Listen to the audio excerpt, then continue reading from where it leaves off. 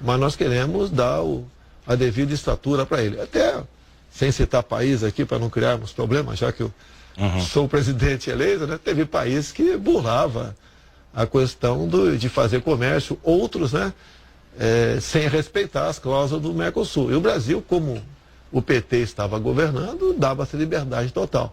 Então, o que nós queremos, a ideia do Paulo Guedes, é minha também, nos livrarmos de algumas amarras do Mercosul. Você pode ver, até pela cláusula democrática, nunca a Venezuela poderia ter entrado no Mercosul. E agora, mesmo dentro, vamos supor que nada de errado tivesse acontecido no passado, pelas cláusulas democráticas, a Venezuela não deveria mais participar do Mercosul também. Venezuela fez parte da pauta da conversa com o presidente da Colômbia, por exemplo? Alguma coisa no sentido de... Foram conversas protocolares, tive conversa com outras autoridades de vários países, entrou assunto Venezuela e pede ali que o Brasil participe de uma forma ou de outra para solucionar esse problema. Afinal de contas, são cidadãos, são nossos irmãos que estão passando seríssima dificuldade com a ditadura de Maduro. Mas há alguma conversa sobre intervenção no regime venezuelano? Da nossa parte, não existe isso daí. O Brasil sempre vai buscar a via pacífica para resolver esses problemas. Se nós tivéssemos feito a lição de casa, lá no governo do PT lá atrás, mas sabíamos que o PT não faria essa lição de casa, eu acho que a questão Venezuela poderia ter sido resolvida já. Mas o PT sempre admirou o governo Chávez e depois de Maduro, de modo que chegamos numa situação agora onde os mais pobres estão sofrendo e muito, fugindo a pé para o Brasil, depois de não ter sequer mais o que comer em seu país. E a conversa com o presidente Donald Trump? Ele mesmo publicou no Twitter que, além das congratulações, falou-se em comércio bilateral e relação com as Forças Armadas. O que mais teve nessa conversa? Foi uma conversa um pouco mais demorada que as demais, isso esteve na pauta, mas vamos aprofundar a nossa conversa num futuro contato. Com toda certeza, eu pretendo ir aos Estados Unidos ainda no corrente ano, levarei a minha equipe, meu vice-presidente, o general Mourão, quem sabe o João Heleno também, para essa pauta militar, tratar com eles. Agora a pauta comercial iria o Paulo Guedes, e nós temos muito que ampliar o nosso comércio, sem desmerecer o comércio com outros países do mundo. Sobre o seu vice, general Mourão, ele já deu a entender que não tem intenção de ser um vice decorativo. Que papel tem ele no seu governo? Nem eu quero um vice decorativo, né? Que eu tenho que falar para ele que eu não sou capitão nem ele é general, nós somos soldados do Brasil. Ele é uma pessoa que integrou o alto comando do Exército, extremamente gabaritada, qualificada, tem uma bagagem cultural muito grande, apenas faltava para ele a malícia para conversar com a imprensa. Então, a forma como ele conversava, a imprensa, de forma maldosa, levou para o outro lado, de modo que transpareceu que tinha algum atrito com ele. Nem um atrito com o general Mourão. Ele é um grande amigo, um grande companheiro, um grande patriota, que, mais do que vice, será um conselheiro nosso de primeira hora e a qualquer momento. E o povo brasileiro pode ter certeza, tem um vice ao teu lado que quer o bem do seu país. Me deixa falar da imprensa então um pouco, presidente. O senhor no seu discurso ontem, primeiro na internet, fez crítica à grande mídia. Depois, quando o senhor falou na transmissão às televisões, o senhor disse que o brasileiro será a sua testemunha de que esse governo vai respeitar a democracia, a Constituição e a liberdade. Minha pergunta é simples. Liberdade de expressão tem limite para o senhor? Olha, quem vai impor o limite é o leitor, né? Tem certos órgãos de imprensa que caíram em descrédito por ocasião das eleições, sem citar nome aqui.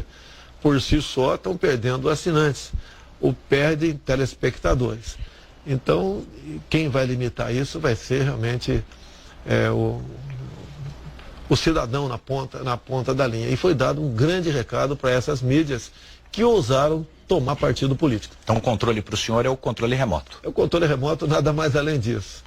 Inclusive, nós não queremos a propaganda, a nossa TV oficial, a ideia nossa privatizar ou extinguir, não podemos gastar mais de 1 bilhão por ano com uma empresa que tem traço de audiência.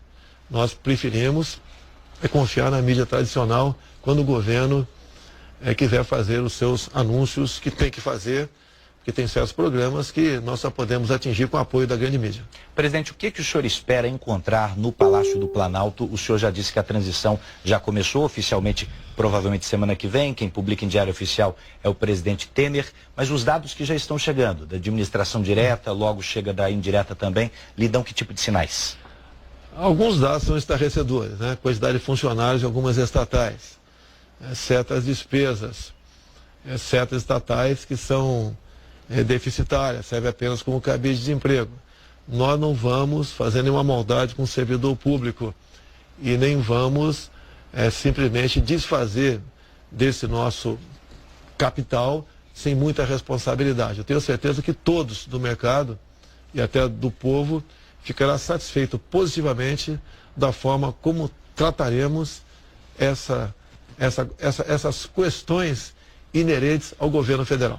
E como é que o senhor espera que sejam os 2 últimos meses do governo Michel Temer? Olha, depender de mim, da mais perfeita harmonia. O telefonema que eu recebi do Michel Temer, ele estava muito solto, tranquilo, me parabenizou, eu sentia na voz dele que ele estava tranquilo. Pretendo que a semana que vem ser a primeira pessoa a procurar para agradecer pessoalmente os votos de boa sorte. E tenho certeza que eu conheço quase todo mundo do governo dele, né? Porque afinal de contas são 28 anos em Brasília. Eu acho que essa transição será bastante tranquila e será feita com muita responsabilidade, pode ter certeza. O senhor abriu essa entrevista falando do respeito à oposição, que a oposição pode muitas vezes até ajudar. Queria falar um pouco sobre as forças dentro do Congresso Nacional. O seu partido, o PSL, teve o número de cadeiras sextuplicado, né? Quer dizer, 6 vezes pelo menos. Com a cláusula de barreira, isso pode aumentar. Mas para aprovar a reforma, o senhor vai precisar conversar com o PSDB e com o MDB, pelo menos. Como vai ser essa busca pela governabilidade, inclusive com a oposição? É que eu tenho falado, né? A questão da mesa diretora. Geralmente o presidente não se mete nessa questão, porque senão ele ganha inimigos eternos lá dentro. O que eu tenho falado para a minha bancada é que eu gostaria que nós não lutássemos pela presidência da Câmara. Oferecesse para um outro partido ali, não tem mais partido grande no momento, né? E assim fosse a distribuição dos demais cargos da mesa diretora. Seria um início, né, um gesto de humildade da nossa parte, que nós queremos que todos participem do governo. Mas alguns dos recém-chegados do seu partido ao Congresso Nacional têm essa sede, essa vontade já de buscar lideranças. Como vai ser essa desmobilização de ânimos agora? O que eu entendo é que, pela minha experiência de parlamento, as vagas da mesa devem ser ocupadas por quem já tem um mandato. Meu partido, se não me engano, dos 52, são 46 novos. Não deixa de ser pessoas competentes. Mas eles têm que entender que, pela governabilidade, seria bom nós aqui diversificarmos entre os partidos os cargos da mesa diretora. É simples, assim como o senhor pregou durante toda a campanha, fazer política com o Congresso sem oferecer algo em troca? Olha, eu cheguei a ter 8 ou 9 reuniões com um grupo de parlamentares. Chegamos a ter um pouco mais de 120 que concordaram com aquilo que nós estávamos propondo.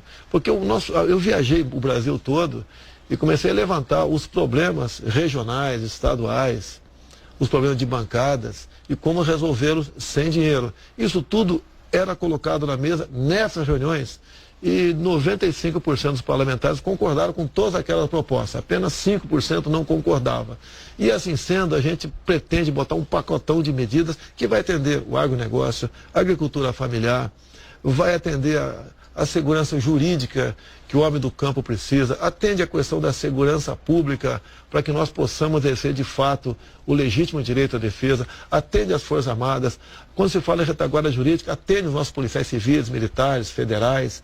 Então esse pacotão de medida, todos se beneficiam. E uma vez todos se beneficiando, o Brasil fica melhor para todo mundo. O que eu tenho colocado na cabeça dessas pessoas, e eles concordam, eles têm também dado muitos conselhos para mim que são muito bem-vindos, é que o Brasil estando bem, nós estaremos bem. E não um partido, um político estando bem, é que o Brasil estará melhor. Pelo que eu estou entendendo, o senhor quer levar os votos, os 58 milhões, para a mesa de negociação quando for falar com esses parlamentares, para chamá-los para essa conduta. Mas, por exemplo, só para cristalizar, o senhor é favorável à manutenção do atual presidente da Câmara no cargo, então, à recondução? Não, eu não posso falar que eu sou. Tem vários nomes ali, né? Eu vi o João Campos, por exemplo, de Goiás. já se lançou candidato, o Alceu Moreira do Rio Grande do Sul, o Jacobo, que faz parte da mesa, entre outros que vão aparecer. Um presidente não pode entrar nessa briga.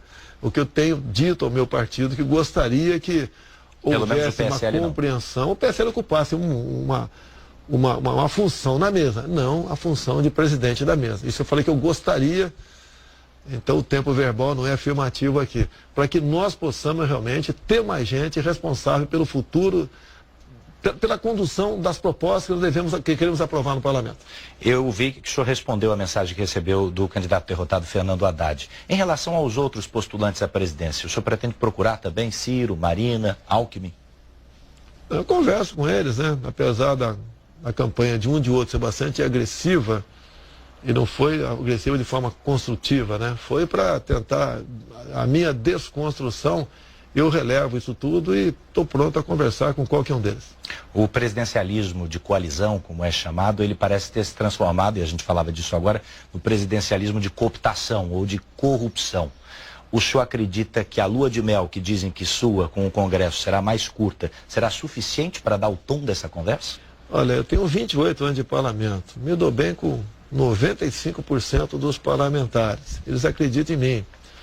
Eles têm consciência que foi essa campanha, né? Como é que nós, do nada, chegamos lá. Quem não queria estar na minha situação, uma vez sendo político? Então, em parte, esse exemplo, muitos querem seguir. Entendo que os mais novos querem seguir este caminho. Eu costumo fazer até uma brincadeira, né? Todos nós queremos conversar com o Sérgio Moro um dia, mas não em Curitiba. Eu acho que isso calou e vem calando na consciência dos parlamentares. Se bem que eu ouso dizer que a maioria são pessoas honestas, são decentes e querem o bem do Brasil. Mas, muitas vezes, se acomodam com os líderes que não estão muito bem intencionados. Então, é esse paradigma que a gente vem quebrando ao longo do tempo e espera que, dessa forma, nós venhamos conseguir a maioria, de modo que o Brasil seja melhor para todos nós. Entre as pautas que o senhor já tem colocadas e colocou durante a campanha, está uma revisão do Estatuto do Desarmamento. Durante a campanha eleitoral, isso foi compreendido por alguns como arma distribuída para a população, possibilidade de andar armado, né? Porte. Mas o senhor pode explicar que revisão é essa? Olha só, tivemos um referendo em 2005, onde 2/3 da população decidiu pelo direito de comprar armas e munições. Então não temos que respeitar a vontade popular. O governo era do PT e foi desrespeitado. Ou seja, um dos dispositivos lá do Estatuto do Desarmamento diz que você tem que comprovar a efetiva necessidade para comprar uma arma de fogo.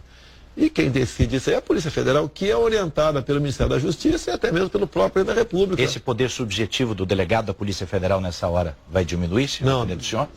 A orientação nossa é que a efetiva necessidade está comprovada pelo estado de violência que vive o Brasil. Nós estamos em guerra, todo mundo diz isso aí, vocês da imprensa mesmo dizem isso aí. Agora nós queremos mexer na lei isso aí. E também diminuir, em vez de 25 para 21 anos de idade. E mais ainda, dar o porte definitivo para o cidadão. Não podemos, periodicamente, de 3 em 3 ou de 5 anos, a posse de arma de fogo para o cidadão. Porque vira um IPVA das armas. Não podemos criar mais um encargo para quem quer ter uma arma dentro da sua casa para defender a integridade da sua família. Mas a arma, então, é dentro de casa, dentro da propriedade rural, para proteger-se? A posse de arma de fogo, sim. Agora, o porte de arma de fogo tem que ser flexibilizado também. Eu fico pensando, por que um caminhoneiro não pode ter a posse de arma de fogo? Imagine, se coloca a situação do caminhoneiro que dormiu num posto, um sono pesado, acorda dia seguinte, não tem nenhum step mais no seu caminhão. Então, você casar isso com o excludente de ilicitude, que eu digo que é em defesa da vida própria e terceiro, patrimônio próprio e terceiro, pode ter certeza que a bandidagem vai diminuir, porque um caminhoneiro armado, ao reagir, alguém estiver furtando ou roubando o seu step, ele vai dar um exemplo para a bandidagem. É o seguinte, olha, ele atirou, o elemento foi abatido, em legítima defesa, ele vai responder, mas não tem punição. Vai diminuir a violência no Brasil com toda certeza. Inclusive, dados a estatística, você vê quando aumenta o número de auto-resistência por parte da Polícia Militar, a violência diminui naquela região. Mas, presidente, a Procuradoria-Geral da República já se posicionou contrária a essa flexibilização, porque para saber se de fato ele se defendeu legitimamente, precisa haver uma investigação. Não, eu digo, você responde, mas não tem punição. Logicamente, não nessa tem punição se foi realmente, estava furtando, né, roubando, ameaçando a vida de terceiro. Nós temos, se alguém entra na tua casa hoje em dia, mesmo você com uma arma legal, se você dá vários tiros naquela pessoa, ela acaba não morrendo, você responde por tentativa de homicídio, o outro responde por invasão do domicílio. Devemos acabar com isso aí. Um caso claro, típico, que a gente mostra que tem muita coisa errada no Brasil, o caso do Ana Hickman, onde um elemento entra no hotel, dá 2 tiros numa mulher, o cara da Ana Hickman rola com o cara, com a arma do cara, né, dá 3 tiros na cabeça dele, e o Ministério Público de Minas Gerais está o tempo todo querendo colocar no tribunal de júri por excesso. O senhor não tem receio que essa arma que o cidadão pode vir a ter com mais facilidade em casa seja levada para dentro do carro, para a escola, para uma discussão de trânsito e nós tenhamos incidentes maiores? Olha, se for pensar dessa maneira, vamos proibir dirigir carro no Brasil. Tá? Quem tiver uma arma vai ser responsabilizado por ela, né? Porque se ela cair na mão de terceiro, vai ser responsabilizado, a não ser que ele participe antes e se extravie o furto dessa arma. Agora, quem quer fazer a maldade não precisa comprar arma no mercado. É fácil no mercado paralelo, no mercado negro, você conseguir uma arma de fogo. Nós devemos abandonar o politicamente correto, achar que todo mundo desarmado, o Brasil vai ser melhor. Não vai ser melhor. Eu estou vendo aqui várias pessoas aqui, não sei se tem alguém armado, mas se tivesse 3 ou 4 armados, teria certeza absoluta que não entraria um maluco para aquela porta e faria uma maldade aqui dentro. A arma de fogo, mais que garantir a vida de uma pessoa, garante a liberdade de um povo. Este está entre os seus principais ou primeiros atos como presidente? Entre vários outros que apresentaremos, né? Se bem que vamos tentar no corrente ano, a bancada da segurança está bastante empenhada, mudar o estatuto no corrente ano. Ok, presidente, dias antes, para mais um assunto apimentado aqui, dias antes da eleição, uma semana antes, o senhor falando para a multidão, chegou a falar que vai fazer uma faxina e esses marginais, disse o senhor de vermelho, serão banidos. O que isso significa na prática a partir de 1º de janeiro? É os que não respeitam a lei. Tá? Você pode ver, quando você vê o pessoal do MST invadindo propriedades, depredando, matando animais, tocando fogo em prédios, você fica indignado com isso aí. Muitas vezes você entra com uma ação de reintegração de posse e ganha. E o governador, tendo em vista de um partido que apoia o MST, não cumpre essa ordem judicial. Nós temos que ter uma legislação bastante dura para que esses que temam viver à margem da lei sejam enquadrados. No que depender de mim, qualquer invasão, quer seja feita pelo MST, como pelo MTST, terá que ser tipificada como terrorismo. É o que nós queremos fazer, cumprir a lei. E a propriedade privada é sagrada, não interessa se é urbana ou rural. Esse projeto vai para o parlamento também? Vai. 90% que eu quero fazer passa pelo parlamento, 10% apenas por uma caneta presidencial. Mas um presidente também tem que estar disposto ao diálogo, à conversa. O senhor pretende conversar com os movimentos sociais? O movimento social que invade, que depreda, que faz essa barbaridade que é o MST, eu acho que não tem que conversar com eles. Tá certo? Eles têm que se enquadrar a lei, deixar de praticar esses atos. Hoje em dia o fazendeiro vive aterrorizado por esses que invadem a sua propriedade. E não devia ser assim, devia ser o contrário. Por isso que eu quero armar o fazendeiro. Ele tem que ter o poder de reagir. Assim como invadir uma propriedade rural é crime, invadir um apartamento, uma casa também é crime. Para a saúde pública, presidente, o senhor vai manter ou vai extinguir o programa Mais Médicos? Da forma como está, ele vai ser alterado. Em qualquer lugar do mundo, se você for médico e for querer trabalhar lá, você faz uma prova do Revalida. Você tem que fazer a mesma coisa aqui no Brasil. Agora, o programa Mais Médicos, criado pelo PT, foi para atender, em parte, a ditadura cubana. Em torno de 1 bilhão e 200 milhões de reais por ano vão para a ditadura cubana. E mais ainda, fala-se muito em direitos humanos. Pegue uma médica, uma profissional que está com um jaleco de branco cubana, pergunta se tem filhos. Ela geralmente responde que tem. Onde estão? Estão em Cuba. Então a cubana não pode trazer seus filhos menores para o Brasil, além de 75% do seu salário ser confiscado para atender a ditadura cubana. Para fazer tudo isso, o senhor tem um enorme desafio, que é o ajuste fiscal do governo. Paulo Guedes já falou que para isso quer acelerar privatizações para fazer caixa, impedir que o governo continue gastando mais do que arrecada. Por onde começaria essa linha de privatizações? Olha, pelas deficitárias. Tá? Nós temos que ter responsabilidade em privatizações. Ali tem servidores. Tem algumas estatais que não vão bem das pernas exatamente pelas indicações políticas. Então, nós faremos essas indicações que não serão políticas. As estatais têm que cumprir as suas metas. Se não cumprir, você tem que realmente partir para uma privatização, com toda a certeza. Agora, mesmo assim, eu acho que tudo aquilo que não for função do Estado, nós temos que, com responsabilidade e com um modelo justo, partir para a privatização. Eu quero agradecer muitíssimo essa entrevista e lembrar que esses milhões de votos também se transformaram em votos de responsabilidade e confiança no senhor. Quero agradecer. Já estou ficando uma fisionomia de mais velho, reparou? É verdade. Muito obrigado mais uma vez pela entrevista. Uma boa noite, sucesso para o senhor. Obrigado. Bem, eu agradeço a sua companhia até aqui nessa entrevista exclusiva, a primeira do presidente eleito do Brasil. Você vai acompanhar a cobertura completa sobre